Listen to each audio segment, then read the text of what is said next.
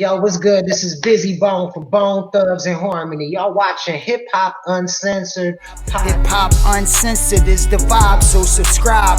Oh God, driving Sam and riding passenger side. And you heard it out the mouth of the greatest rapper. Sam pulled up, jump out. He got there pretty fast, jumped out, and started doing CPR. But at the time, Nip was still breathing though. Nip was still breathing, but he was still, keeping him going and talking to him and just doing the count till the ambulance came. It really wasn't a conversation. I know he had threw me the keys, the Nip truck, and I threw the keys to the bodyguard, and they all smashed out to the hospital, and I took care of the perimeter, the store. You know what I mean? Yeah.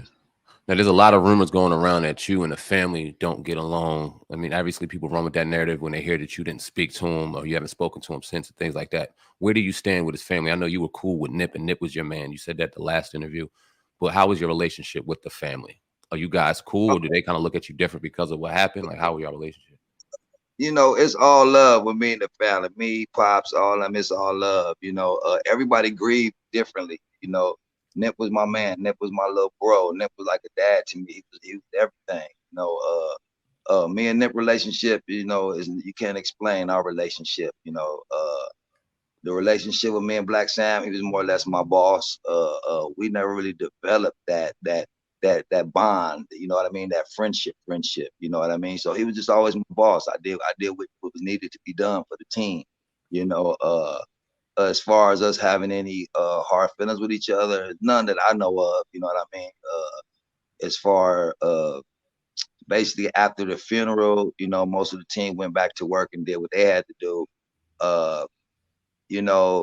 I would imagine your brother's banging the hood, and all, you don't really want your brother doing that stuff. Then ultimately somebody from over there took your brother's life. So I couldn't imagine if that was my brother, how I would be feeling toward the hood. But even though it was only one individual that did that, I still, I kind of got the feeling like if you still fucking with them niggas over there, we gonna do our thing over here. You know what I mean? But I felt my job wasn't done over in the hood. I still think it's still some more people I could save. And like I said, I did everything for Nip and Nip only. I mean, I did it all for Nip,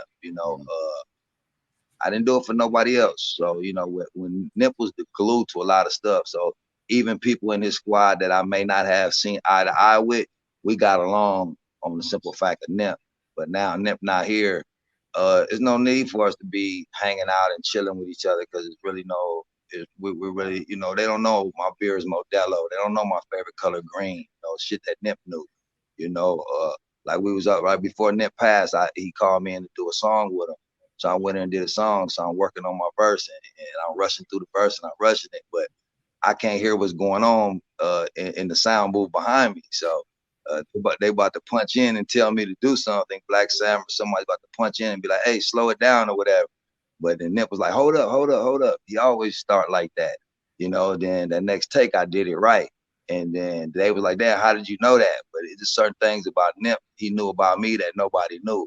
We did things together that, probably him and his brother never did. When he was out in the streets, I was that big homie that came and we was together. When he wasn't from the hood, I came and put him under my wing, so we had a relationship that was beyond, even a brother relationship. But as far as me and the family, oh yeah, man, I love the fam, yeah, ain't nothing changed on my end. I'm still a team player. Anything they need from me, they know I got their back, ain't nothing changed. I got their back 100%, but that, they grieve, they might be grieving differently. Cause I know how I feel. My whole heart tore out. So I couldn't imagine Sam, mom, granny, the kids. I couldn't even imagine it. I couldn't imagine them going through what I went through at that courtroom, just all the emotions I went through. So yeah, it's big. It hurts me so much. So I couldn't even imagine how the family feels over this situation. So. For sure. Now, a lot of people talk about other cameras or camera angles at the Marathon store. Were there any other angles that you guys had that we probably didn't see?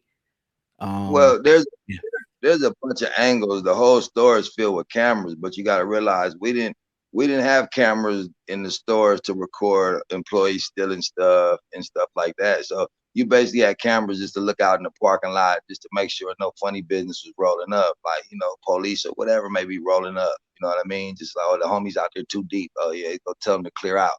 So, and if something happens in the neighborhood, say it's a car accident, the police roll up, what they gonna say? Oh, let's look at the tape. You know, so we never had recording tapes, even though we had, you know, cameras up. They never recorded, you know, because anything happening in on that corner, the first thing they gonna say, let's look at the tapes. You know what I mean? So you never know when somebody do something stupid, a homie do something stupid in the parking lot. We gotta take him in the alley, put hands on him, send him about his way. So you don't necessarily need all that on tape. You know what I mean? So, but like I said, Master Burgers wasn't a part of us, so that's why they tape was running and the gas station tape was running. But no matter how many camera angles was running and was recording that day, it wouldn't have never stopped nothing. All it would have did was gave you a better version of what happened. You would have just seen it. You know what I mean? It wouldn't have changed nothing. You would have just seen a clearer version. You would have just, you know what I mean? So the one that they showed in the courtroom, that was the clearest version I ever seen. Now, one of the running narratives also is that the LAPD had involvement or had something to do with this situation. They had more than what meets the eye. And we've even had conversation about that as the trial went along while we were trying to unravel the why the LAPD came up in conversation. Do you think that the LAPD would have had something to do with this, or do you think this was a rogue situation with a man that just did what he did on his own accord? Yeah, it was just one dumb nigga did one dumb incident, you know. That's not the first one, you know what I mean? It's been multiple ones after them, you know what I mean? Even in the same parking lot. I've seen so much death after them, prior to them, you know. Yeah, it's a regular. It just you know, there's a lot of people y'all didn't hear about that died the same way.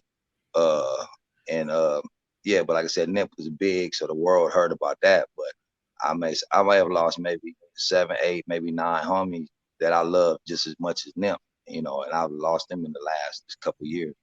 Damn, sorry to hear that. Right now, during the trial, you had a lot of people, you know, I think even Whack 100 and a lot of people calling you. They said you was a rat, you was a snitch, you know, for taking a stand. Because, you know, the other guys, you know, I forget the guys' names, the other 2 guys that were shot didn't take the stand. How do you feel about that still at this point in time? People calling you a rat and a snitch for getting on the stand and telling what you seen?